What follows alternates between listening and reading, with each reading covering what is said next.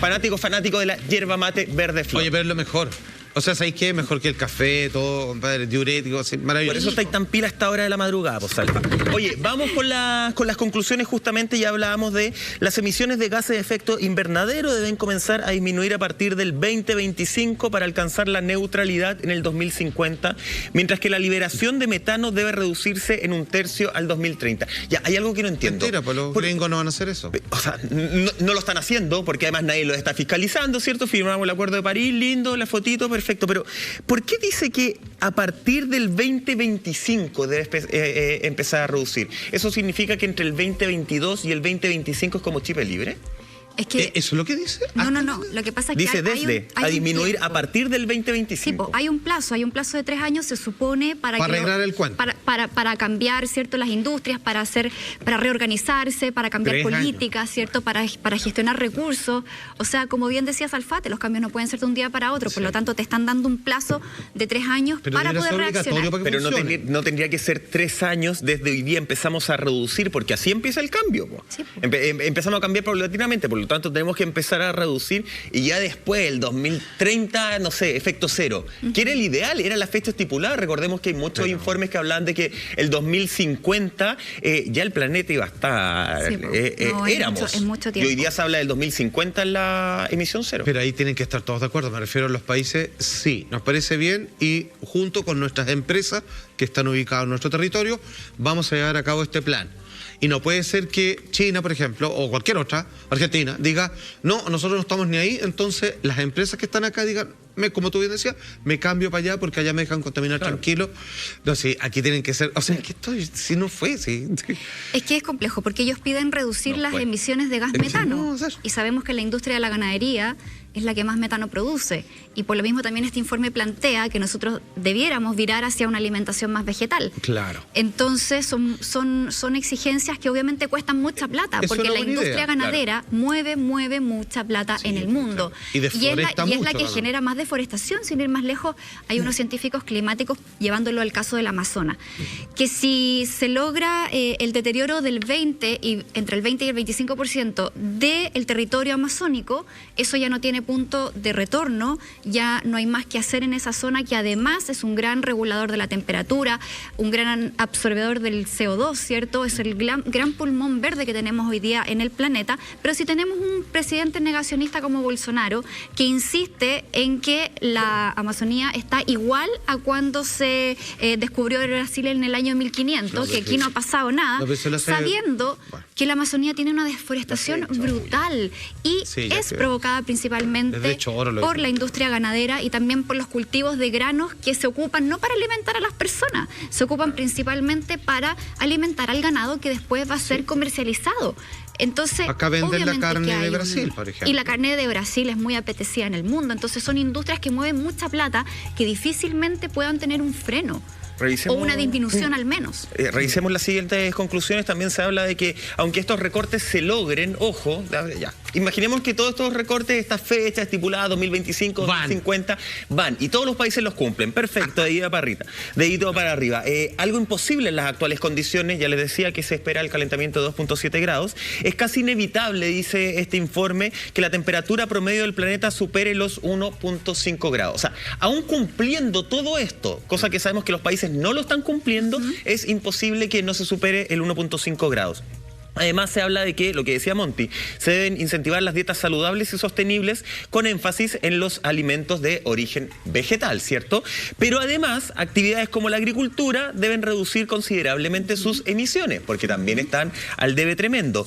Aumentar el financiamiento en la actualidad es 3 a 6 veces más bajo que los niveles requeridos para el 2030. Tú dijiste algo en el bloque anterior, Juan Andrés, con respecto al auto. Cuando yo te hice el ejemplo de que yo no me voy a bajar, qué sé yo, tú dijiste, bueno, entonces vamos a tener que empezar a obligar, a poner impositivo el hecho de dejar de utilizar los vehículos. Claro. Algo que lo podríamos llevar a años atrás cuando partió la restricción. Por ejemplo, ¿se acuerdan que fue la única forma de que dejaran de salir, claro, ciertos vehículos terminados en ciertas patentes? Con una multa de por medio. Con una multa de por medio si es que sacabas el auto igual. Tendremos que llegar a eso, pero ahora me refiero a todo el parque automotriz, más allá de si tiene el sello verde o no tiene el sello verde. Mira, es una interesante pregunta, porque ¿es efectivo? Es que sabéis que los autos, la verdad de las cosas, que tienen un sello verde actualizado contaminan muy poco. O sea, es aguantable, digamos, en relación a todos los autos más viejos que contaminan un montón. No te digo hoy día, pero en 10 años más tal vez, ese aguantable de ese sello verde. Lo que pasa es que tú tendrías que tener como un trato gubernamental donde existe una renovación, en donde te aceptan tus autos en parte de pago y tú lo renuevas las nuevas condiciones. Esto lo digo siguiendo utilizando petróleo, porque el cambio al eléctrico o al gas, que ojo, yo al gas... Yo lo bajaría como Chile, esa es una sugerencia mía, pero somos tan dependientes del gas de otros países que el día que nos quieran pegar el corte, que nos enojamos con Bolivia, que no sé qué, y que siempre estamos como ahí así en la quema, compadre, sonamos, o sea, tenemos que tener las dos, digamos. Argentina no tiene problema, casi no usan benzina, casi todos los automóviles son a gas, y no hay contaminación en una ciudad superpoblada, digamos. Claro. Los cielos están prístinos, incluso en las tormentas hay grandes espacios de cielo azul. El problema para ellos está solucionado. Nosotros sí estamos contaminando. Entonces, hay una solución, porque el país vecino, digamos, no tiene el problema de contaminación como nosotros. Pero esa es la prueba máxima de que si nos cambiáramos de energía solo en el transporte, gran parte de la emisión cumplida estaría. Pero ahí necesitamos un incentivo en donde tendríamos que o ir cambiando a autos que no contaminan tanto desde el combustible, que son súper caros. Súper caro, porque tienen todo un sistema. Adquirir el vehículo o pasar eléctrico de frentón, pero ahí ya tendrían que subvencionarlo increíblemente. Y yo no sé qué pasaría con un auto eléctrico hoy día si empiezan a ver, ¿cómo se llaman? Lo que van a hacer con el agua, con los cortes. Racionamiento. Va a haber racionamiento eléctrico, generalmente cuando el agua y después viene la electricidad. Eso van casi de la mano. Entonces, si es que después no hay nada funciona eléctrico, se corta la luz, se acabaría todo, digamos. Entonces, claro. Son decisiones difíciles. Paneles solares sería la solución, que por el momento son caros. Yo creo que hay muchas soluciones, pero requiere de esfuerzos coordinados, ¿cierto? De los gobiernos, de las personas, de las empresas. Muchas cosas tienen que hacerse. Todos tienen que bailar al mismo ritmo para que esto funcione, porque nada va a funcionar por sí mismo en medida unitaria, digamos. Y hacer planes individuales por cada ministerio. También. Yo creo, no como lo hizo Alemania. Pero puede ser. Que en el fondo eran planes específicos para el Ministerio de Transporte, por ejemplo, para el de Vivienda y Urbanismo, en cuanto a este tema. Ahora, tú dijiste, el paneles solares sería la solución. Parece que no tan solución, pues, Monty, porque también estamos llenos de tormentas solares hoy día en el planeta entero que están afectando. Las imágenes son preciosas. Un problema tremendo, ¿no? De hecho, el pasado 28 de marzo los expertos detectaron una actividad inusual, ahí como estamos viendo, bueno, en una imagen proyectada, que en una parte del Sol Salfate se habían visto unas eyecciones poco comunes, ¿cierto? Donde estarían impactando directamente al planeta Tierra. ¿Cómo nos afecta hoy día esto de las tormentas solares? ¿Cada cuánto tiempo se dan? ¿Nos tenemos que empezar a preocupar por este fenómeno? Mira, esto ha sido bien complejo porque digamos que el Sol, así como nosotros tenemos relativamente bien calculado en el calendario, porque son muy próximas a la escala de tiempo humano, es como las estaciones, ¿cierto? Sabemos que es verano, invierno, ahora es otoño. A nadie le extraña que haga un poquito más de frío y todo lo demás. Es algo que podemos ver a simple vista. Los ciclos para el Sol también entran en periodos de mucha actividad. Y esta actividad partió precisamente, más allá de que los mayas no sé cómo lo sabían, a fines del 2012. Y dura un periodo de 5 años, pero lo que llamó la atención de los científicos es que esto se había extendido por sobre los 10 años. Y aquí estamos, a 10 años de eso, y todavía continúa. Para que se entienda, el Sol es como un gran reactor nuclear y a veces estas explosiones propias de su naturaleza genera incluso desprendimiento de la masa del Sol. O sea, esto es un cuarto estado de la materia. Nosotros de chiquititos nos decían que la materia puede ser sólida, líquida o gaseosa. Y hay otras cosas que son como plasma, que es como energía condensada, por así decirlo. ¿Qué nos afecta cuando el Sol de repente se pega un fogonazo? Hay problemas de irradiación porque el planeta tiene con la magnetosfera tiene un propio sistema de protección contra esto. De hecho, si no estuviéramos, todos estaríamos muertos de cáncer en la piel, pero en poco tiempo. Entonces, nos cuida el planeta Tierra con un sistema propio que permite la vida acá. Que el Marte no lo tiene, que la Luna no lo tiene, por lo tanto los soles llegan directo, el impacto radioactivo, o sea, de radiación, y por lo tanto, digamos, no es sostenible la vida ahí. ¿Qué es lo que pasa? Afecta las comunicaciones. Y uno dice así como, ¿qué tal? No es menor, porque los sistemas satelitales hoy día es lo que mantienen el status quo de la protección de los países. O sea, se bajaría tanto el nivel de defensa que las ganas de meterle guerra a un país a otro, digamos, Putin estaría en su salsa, por ejemplo, y otros parecidos. También la manera en que nosotros nos comunicamos, esto lo que pone más en riesgo el famoso gran apagón, que si bien como fue anunciado y como sucedió con la pandemia, debiera suceder en octubre de este año, para lo cual han hecho, digamos, simulacros, ¿cierto? El Foro Económico Mundial, sin ir más lejos. Entonces, un apagón de Internet y que podría generar incluso problemas en los sistemas aéreos, de geolocalización, de los aviones, que los cambia, de la migración de las aves, o sea, cambia todo. O sea, es como que cambiaran las brújulas y cambian, particularmente yo creo que lo que más nos afecta a nosotros, además de enfermedades, además de los ritmos circadianos del cerebro, la gente estaría mucho más alterada, los sistemas... Mucho más alterada, pero por supuesto, mucho más como la luna llena, pero peor. Chancho. Pero los sistemas que te sostienen, por ejemplo, un bypass cardíaco, todo lo demás, claro, también podría haberse afectado. No es menor, o sea, hace un cambio general en donde nos cae una lluvia que podría alterar muchos aparatos de los cuales hoy día dependemos, desde salud, comunicación y coexistencia con otros animales. Oye, importante eso porque según estudios que hicieron en la Universidad, científicos de la Universidad de California, hablaban de que, claro, de que las conexiones terrestres por fibra óptica serían las menos afectadas, estarían un poquito más seguros. Claro, pero los el gran problema que tú ocupas son altos.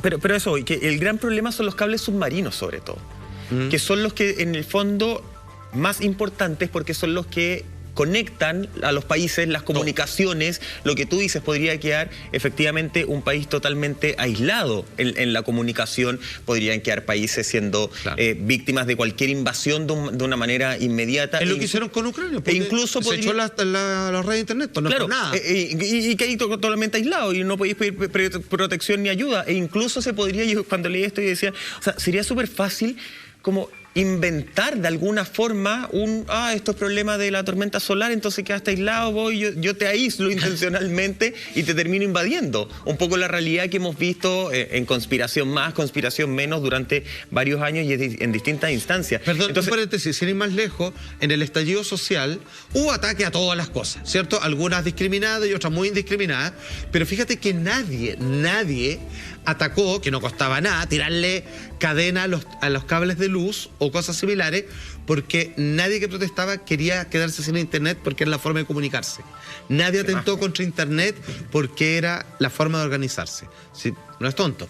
Vale decir, si no tienes internet, se echa abajo todo un sistema. Claro, además, sí, a lo que voy con esto de la Universidad de California es que más allá de yo quedarme un rato sin internet, que sí puede ser súper odioso porque todos estamos súper conectados, la tormenta solar es un poquito más allá, tiene que ver con la conexión entre países, lo que puede afectar. Y eso me parece que es tremendamente peligroso, sobre todo para los tiempos que estamos viviendo. Y los bancos se aprovecharían. No lo digo nomás. Decía, no, se cayó el sistema, ¿sabe que aquí dice que usted no tiene nada?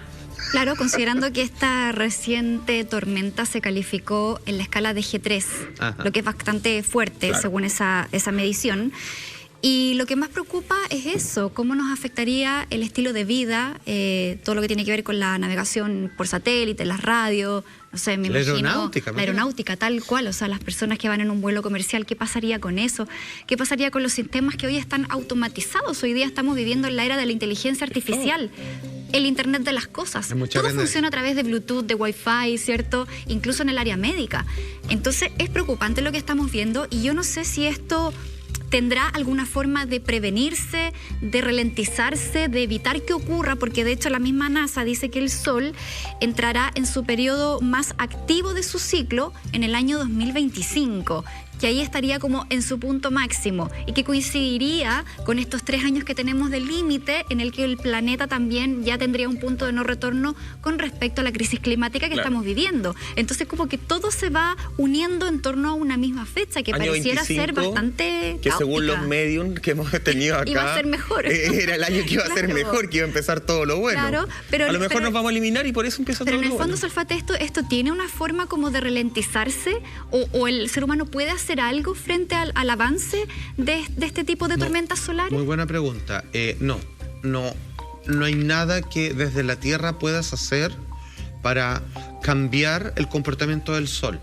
Pero me engancho de tu pregunta, porque esto, bueno, aquí nos vamos a meter en un área, digamos, más del misterio, pero que tiene hoy un asentamiento científico muy importante, yendo por una vía paralela. Claramente no es de lo que se está hablando particularmente, pero sí, incluso aquí está metido el NOAA, que es como la gran institución internacional con sede en Norteamérica, para ver precisamente cómo fluctúa el ingreso de la radiación solar en la Tierra. O sea, digamos, es una institución de prestigio. ¿Ya? Y para que se entienda, lo que pasa es que esto se va a poner un poco raro lo que voy a decir, pero tiene sustento hoy en día. A ver.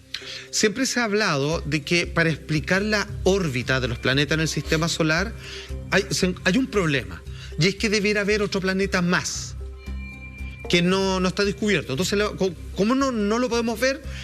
Es porque debe tener una órbita no así como todos, que se va abriendo, sino así, va en forma perpendicular, digamos. Y no es tan raro porque no hay arriba y abajo en el espacio, cayó en esa órbita este planeta. Y ese planeta, que algunos le llaman Hercóbulos, el planeta X, y que parecía ser así como el centro de mucha historia esotérica, los Anunnaki y todo lo demás, hoy día se habla de que sí se puede percibir la presencia de ese planeta y que por ciclos se está acercando mucho ya al área del resto de los planetas. Y eso, no palabras mías, palabras del NOAA, estaría afectando el Sol. Pero que significa aún más que debería ir en aumento, que podría ponerse peor.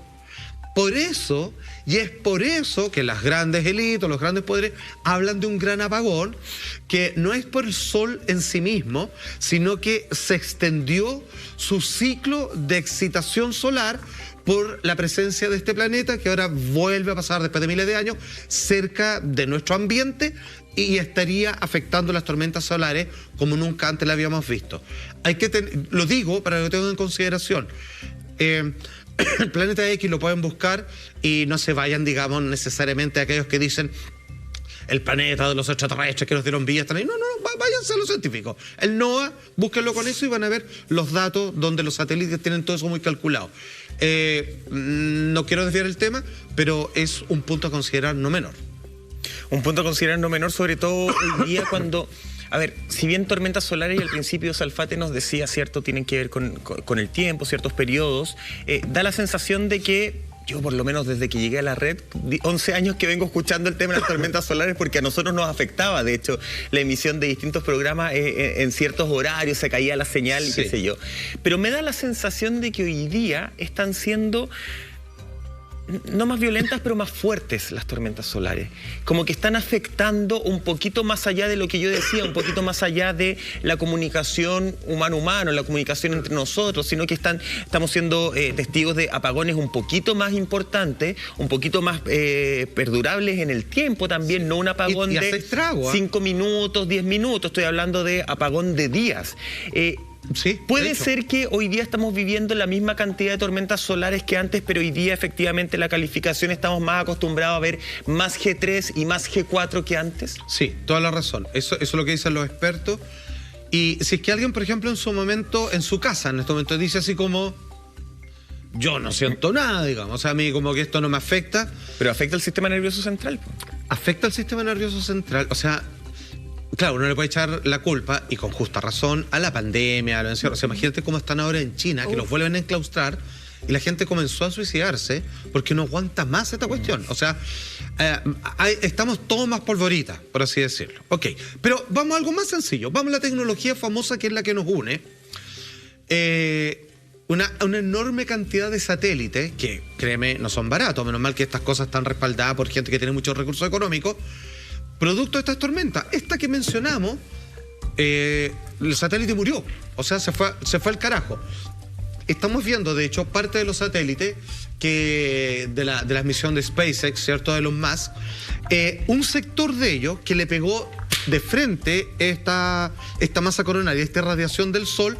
Habían 49 satélites de los 2.000 que tiene Elon Musk afuera, 2.000, 49 iban pasando en ese arco, iban pasando por el sector donde recibieron el golpe.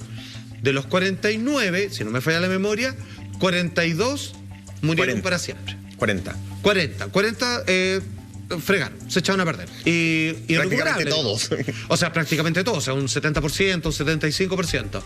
Entonces, no da lo mismo.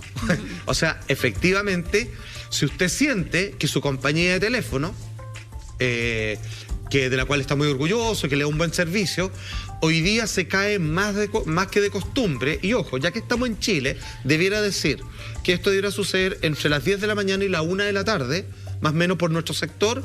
No es casual, es porque están lidiando con muchas problemáticas de esto, que si no aumenta y si es más proclive a que dure más tiempo, como dice Michael, podríamos tener así como ayuno intermitente, internet intermitente, no todo el día. Pero el hecho de que se caigan 40 de los 49 satélites, ¿cierto? Que a lo mejor uno antes estaba menos metido en el tema, no sé, no se escuchaba mucho. ¿Eso tiene que ver con que el cielo se llenó, el espacio se llenó de satélites? ¿Tiene que ver con la calidad de estos mismos? ¿O tiene que ver efectivamente con que las tormentas solares son mucho más fuertes? A lo mejor antes estábamos acostumbrados a un G1 y hoy día ya el G13 es el DESNE. Todas las anteriores. Los satélites se hacen más masivamente y no son tanta calidad como los otros que eran un fierro pesado. Antes hacían trenes como más desechable ahora. Como City Car.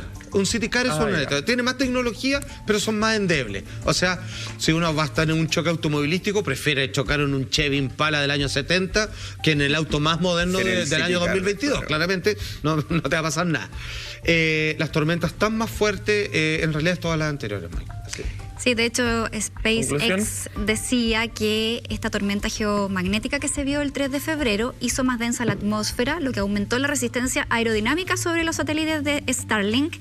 Y acá también otra preocupación, porque uno se pregunta si esto ocurre, ¿cierto? Bueno, o sea, es bonito de verlo, bonito, pero... Es como el trineo del viejo Pascual. Si esto ocurre, me imagino que está pensado el sistema para hacer frente a un evento natural como puede ser una tormenta solar. De hecho, ellos tienen un proceso que es como una hibernación para que el satélite de alguna manera pueda... Como modo avión. Como modo avión, ¿cierto? Y de hecho hay un testimonio de un usuario en internet, un español, que vio como uno de esos satélites de Starlink se desintegra al entrar a la atmósfera y que se podría confundir como con un meteorito, y en esa ocasión, claro, cae en el mar Cantábrico. Pero ¿qué pasa si eso cae en una ciudad, en el medio de un poblado? O sea, igual puede ser un evento catastrófico. Es súper peligroso. Porque fíjate, ustedes se preguntarán, a ver, lo que pasa es que esto es casi pura suerte, ¿ah?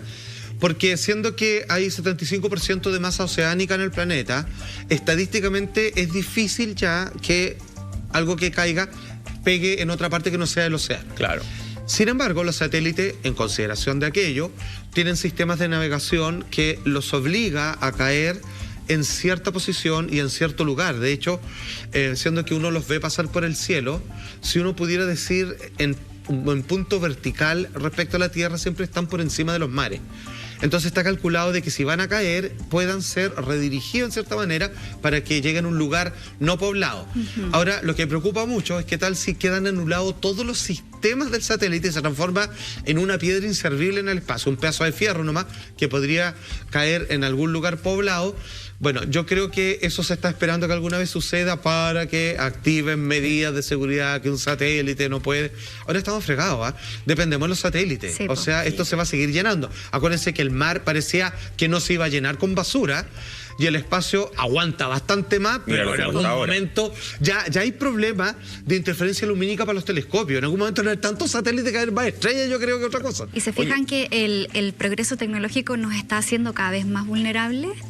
Sí, pues nos hace más débiles, más dependientes. Nos hace peor. Tú hablabas de los problemas físicos que se les puede ocasionar justamente a las personas, porque claro, esto no todo tiene que ver con la comunicación. De hecho, el informe habla de que el riesgo de que una persona sufra un infarto, problema cardiovascular, aumenta hasta un 27%. ¿Cómo te afecta a ti, en tu salud, justamente estas tormentas solares? ¿Te sientes más mareado, más mareada estos días? ¿Te duele más la cabeza? Eso puede tener que ver con que está afectando tu sistema nervioso central. Lo analizamos eso y mucho más después de la siguiente pausa.